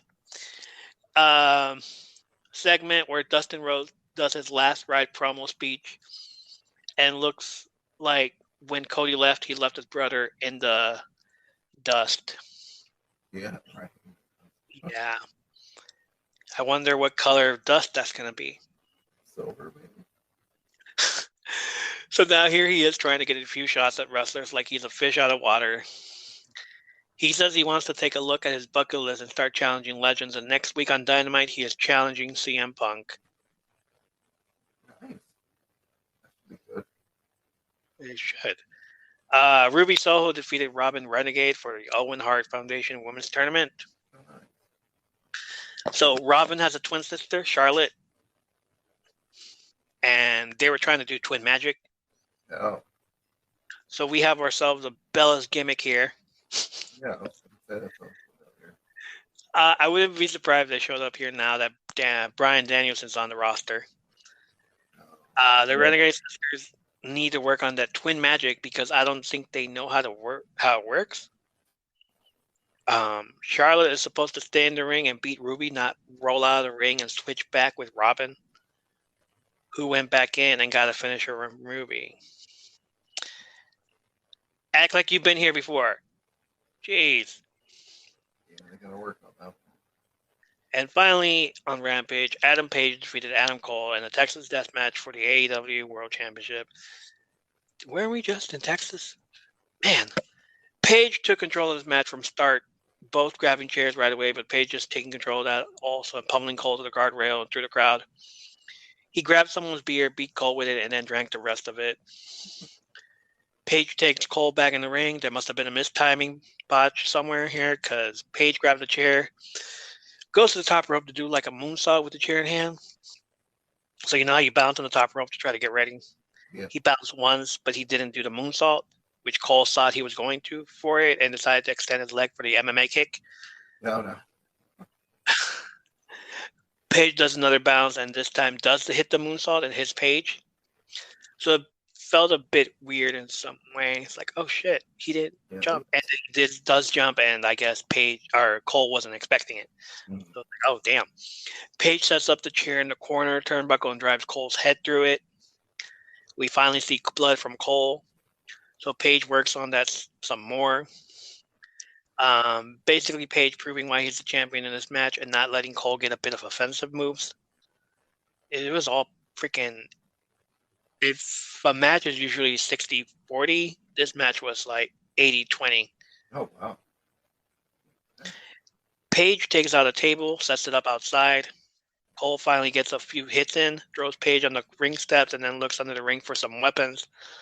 Cole grabs a steel chain and uses it only once. And it's like, not even a freaking point to it. At one point on the outside, they do the Cole kicking Page in the face at a moonsault spot again. And it worked to the point it made Page bleed from his mouth or his chin. Like somewhere around that jaw area, he was bleeding and it came out real bad. Cole tried doing the Canadian Destroyer move twice, but he should have known that move never works. Page takes off his belt and ties Cole's hand to the ring rope, but it just go outside to grab a chair wrapped with barbed wire. And just as he's about to hit him with the chair, he throws it and doesn't go through with it. And why bring it in? Instead, he takes off the barbed wire from the chair and wraps it around his arm. Punches Cole once with it and realizes it's hurting Page, so he takes it off of his arm and wraps it around Cole's head. And does like a gory Guerrero special through the table. Oh, wow. And yeah, he's bleeding from his head. Cole doesn't answer the 10 count and Page wins the match. When I heard AEW was doing an hour show on Friday and calling it Rampage, I thought it was going to be a WCW Thunder, where it would be just random show with B-list wrestlers, or where the NWO B Squad would just show up and do enhancement matches. Mm-hmm. But so far, it just proves all you have to do is 1 full hour of a show and still be entertained and not be obnoxious with the 3-hour mark. So it's mostly like the SmackDown of the Ruthless Aggression era, where Kurt Angle owned SmackDown. This one is all like, damn, you guys are awesome here too. AEW Battle of the Belts, which is happening tonight, as we do this show. Well, it already happened, so it's done with. Luckily, it was pre-taped, and I went through the spoilers. So if you haven't watched it yet, I suggest you fast forward at least 5 minutes or until you hear our break sounds that we always post. But if you're like me and still want to watch the show, even after you read or heard the spoiler, thank you for sticking around. It's probably going to be a few minutes and not 5. Sammy Guevara defeated Scorpio Sky for the TNT Championship. At ringside, Tay Conti, who was there to support her boyfriend Sammy, got into it with OnlyFans superstar Paige Van Zandt. Yeah, got to make that OF money. Oh, man. Guevara and Conti were heavily booed here, even though they are faces. So Scorpio only held the title for maybe a few weeks. What a transitional championship ring that was. Hey, hopefully Mickey Mouse doesn't have a huge problem with this. Calls again, Mickey. Let us know how you really feel about this match. For those that don't get it, go back a couple episodes. Jonathan Gresham retained his ROH World title against Dalton Castle. Okay. Like I said, I haven't watched it, so I can't speak on it. And the main event, Thunder Rosa defeated Nyla Rose to retain the AEW Women's World Championship. This show was just an hour, so it really would have made more sense if they had combined this with Rampage and had a super extra show instead of having 2 separate days. Like, what? And that's all the news there. Told you it was going to be just a few minutes. We're going to take a short break, and we'll be back with SmackDown results.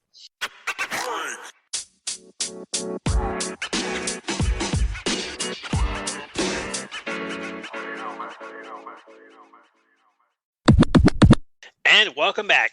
And before we began the televised version of the show, of SmackDown, I was checking out the scoops of anything that I might have missed on the show and came upon something that happened during the dark match. Now you remember why Adam Cole didn't want to resign with WWE, correct? Say it again. You remember why Adam Cole didn't want to resign with WWE? I actually don't. Enlighten us. Because they wanted to make him a manager and have him speak for Keith Lee. So be Keith Lee's mouthpiece. And probably cut his hair and everything, be like the stupid version of it. So Cole left and went to AEW, and creative had nothing for Keith Lee, so he got featured and endeavored. Yeah. Well, on SmackDown's dark match, LA Knight came out and introduced everyone to the Knight model management.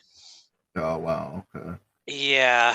Okay. The first client he will be managing will be straight from the Enhancement Factory. Mace, formerly of Retribution, who hasn't been seen on TV since Black Friday of last year. Oh, wow. Wow, okay.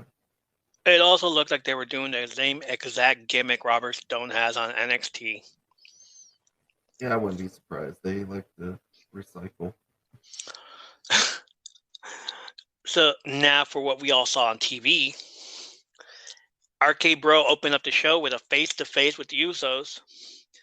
Both teams firing each other up. RK Bro accepted the Unification Challenge, which will happen at Backlash. Oh, wow.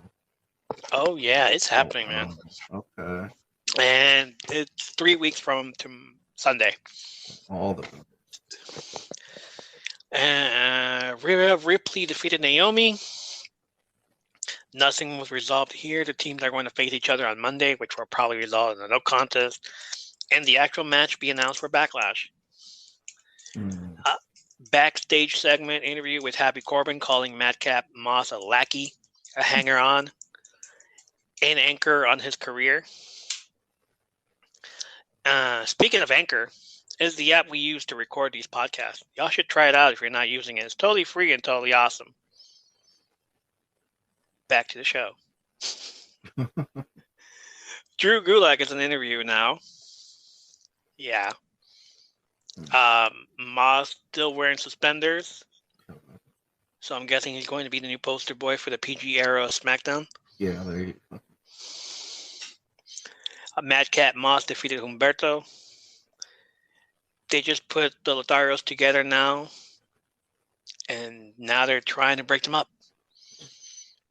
Maybe what if this time Humberto becomes the heel and Angel becomes the face? Yeah, there you go. That would probably work. But I don't want to see another Angel versus Humberto match again. Yeah. No, not that. It's like the whole thing with back to Young Rock again when they're doing the same segments over and over. Oh, okay. So Atta came up. Yeah, it's the same thing. Yeah.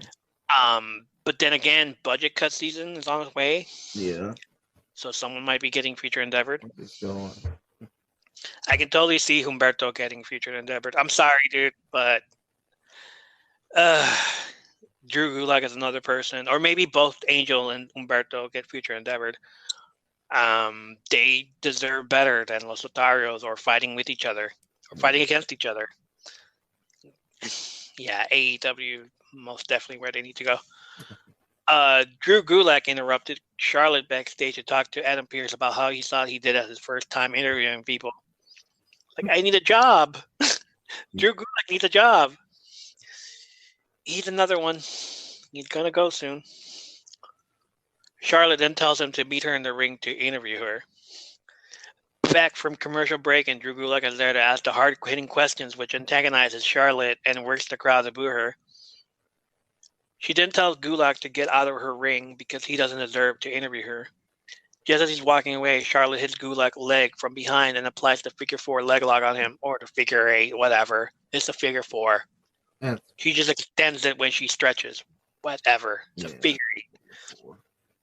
And now that Gulak has been deactivated from wrestler status to civilian status, he no longer has the power to act like a face trying to hulk up, so he can't reverse the move. Nope. No way to reverse that move once you're a civilian.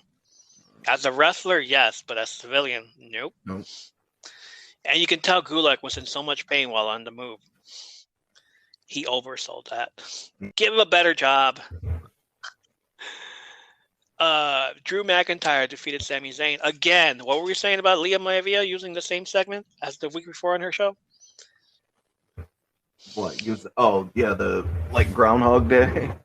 Yeah, Drew McIntyre again against Sami Zayn. Oh. And as soon as the bell rings, Zayn leaves to the crowd, only to live another day. Later in the show, Adam Pearce announces that Zayn and McIntyre will face each other again in a lumberjack match. Yeah, it's the same thing. Yeah. We get it. We're going to get a bunch of these matches again. Ricochet defeated Jinder Mahal for the Intercontinental Championship. Didn't really care for this match at all. We all knew Ricochet was going to win, and it was pretty quick. Jinder Mahal is now an enhancement talent. Yeah. He was a champion at one point and got served it served a purpose. What was his name? King Kong Bundy treatment. Yeah. They used you. And then WrestleMania main event 1 year, then the next year he's fighting midgets. Yeah. Always go back to that reference. And is the only good thing about Jinder is that at least he's not fighting midgets. Yeah. Or killing one. Oh, I'm gonna get in trouble for that one. Okay, backstage segment. Sheamus and Ridge Holland lose sight of Butch, and Ridge Holland interrupts Sheamus' interview to tell him that they lost Butch. Sheamus quickly says, "How do you lose Butch? It's not like he's a pair of keys." Yeah, it's not a Commercial break, and when they get back, Butch is seen taking out the New Day. Sheamus and Holland join him right away, and everyone gets separated. All right, now here comes the part where everybody went fucking postal and everybody broke the internet. Pat McAfee then calls Butch a wild animal, almost like a rabid Wolverine. Oh, wow. Yeah. Immediately, everybody went, "How dare you say that? No!" It's like, shut up. It's just, you can't be content. You can't be just thinking that it was his name before, okay? You got to give someone else that name. Like, yeah. Yeah. Let's make it a positive thing for a new wrestler instead of having a negativity for an old wrestler. Right. Yeah, but I understand when you say Rabid Wolverine, you think of this guy and not Butches of Rabid Wolverine. Start thinking of him again. Right. But it's almost like Michael Cole tried saying the Crippler Crossface once, and when Ryan did it, it's like Crippler. No, yeah. Wait, let me stop there. And what do they call it? The crossface. Yeah. Okay. So he says that, and I don't think Michael Cole had anything to say. He just there was no reaction to it, so nobody should react to it like they did on the internet. Mm-hmm. Like, okay, now let that go. Nobody else is gonna let it go, but let that name go. Right. You can totally hate the person that did what he did. I'm not gonna say his name, but let that name go for someone else now. Like, Bret Hart's not always going to be the King of Hearts. Oh, wait, Owen Hart's not always going to be the King of Hearts. There's some guy who will name himself, who has the last name of Hart, will call himself King of Hearts in another company. Another Lacey Evans promo gets played. Are we supposed to be feeling bad for her? I think we're supposed to. Yeah, I'm not sold. No. The gimmick sucks. And what is that music in the background during the promo? They could have played Sarah McLachlan's Eyes of an Angel, and I still wouldn't have cared for this girl. Even Natalya and Shayna Baszler were rolling their eyes at this. Natalya then goes on a rant about new girls being on the show and for what reason. The camera pans back to show Raquel Rodriguez rolling her eyes at the backhandedness of Natty. Raquel stands up, introduces herself to Natty, and walks away with Shayna. Like, yeah, okay, you're a new girl. Bye. Yeah. So, week 2 of Raquel Rodriguez being on SmackDown and still doesn't get used for a match. Oh. I hope she doesn't get released. Let her wrestle first. Riddle defeated Jimmy Uso. That was the main event. It could have been main event Jey Uso, but I guess you wanted to give it to Jimmy. You know, the main event Jey Uso would have been done better than, I guess, this guy. Riddle's thrown to the outside and into the ring steps, and Orton has that worried dad look on his face when his bro is getting punched, kicked, and thrown into the guardrail. Yeah, I don't see them breaking up anytime soon. No. Even if they do lose the tag team championship against the Usos. Yeah. No, I don't. Riddle wins with a pop-up RKO on Jimmy while Orton does a side suplex on Jay on the commentator's table. It doesn't break. Always never breaks. What are you talking about? Like, his side suplexes are always the best. Especially when he did it on Jinder Mahal's Sing Boys? I don't know what were their names. But it was funny. Yeah. Oh, it's the funniest thing ever. RK Bro celebrating the ring, and the show is over, sending the fans happy. Yeah, And that's all. Yeah, that's all for SmackDown. That is all the time we have for tonight. Thank you for listening to the show and supporting us. You can find us on the Nerdvana Network, or TNN for short, which is a conglomerate of podcasts that promote each other's common interests. So give them all a follow as well. Check out the Linktree at linktree.com, the Nerdvana Network, for more information on that. And don't forget to tell them I sent you. They will probably send you a piece of cake for doing so. Yeah, you hear that, guys? Send them a piece of cake if they mention us. You're on the hook now. Hey, follow us on Twitter at all_things_pod. Follow me on Twitter at $1 Million Geek. Listen to us on Spotify or Anchor at All Things Wrestling. Check us out on YouTube and smash that subscribe button, and follow us on Instagram for more wrestling content. We will be back in a few days with our newest segment show titled Under the Apron. Short Dark Side of the Ring style documentaries that you probably won't hear anywhere else and will be coming from the both of us. From now on, we will be asking questions before the show ends, and it will appear on the Spotify episodes as a Q&A. Hopefully, you're reading the episode description. Click on See More, and you will see two links. The first one, if you want to leave us a message, doesn't matter if you're trolling, we will air it.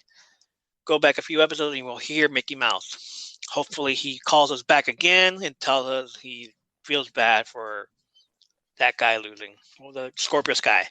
Yeah. The next link, if you want to support our podcast, we will never charge you for episodes, even if they are too good. You have a right to hear us, but if you want to support us or our cause and send us money so we can buy better equipment, maybe a computer, go ahead and click that sound link. It will ask you if you want to donate money once a month. Charges range from 99 cents. Go ahead and press that one if you want.